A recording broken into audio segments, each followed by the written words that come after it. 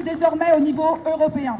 Une résolution a été déposée pour que le droit à l'avortement et son accès gratuit soient inscrits dans la Charte des droits fondamentaux de l'Union européenne.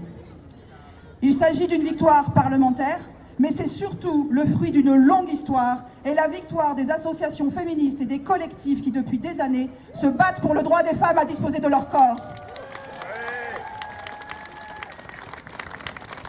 Si l'on ne peut que saluer cette victoire féministe qui en appelle d'autres, force est de constater qu'être une femme aujourd'hui en France, c'est voir ce droit entravé. Suppression de 130 centres IVG, pénurie de pilules abortives, inutile deuxième clause de conscience. En fait, malheureusement, la liste est longue. Éviction du juge Édouard Durand de la Civise. Réarmement démographique. Mission lancée par Aurore Berger pour, je cite, comprendre les mécanismes à l'œuvre dans les violences sexistes et sexuelles, tout en menaçant de couper les subventions d'associations féministes qui luttent contre ces violences et en soutenant Depardieu.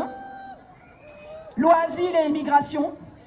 Groupe de travail mis en place sur les mères isolées alors que ce gouvernement ne cesse de les stigmatiser. C'est un recul des droits des femmes. L'impunité des agresseurs persiste et les mouvements anti-choix prospèrent.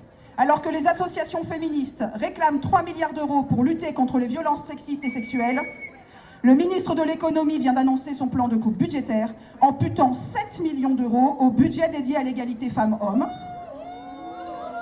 Pendant que la France s'allie à Orban pour bloquer une directive européenne sur le viol.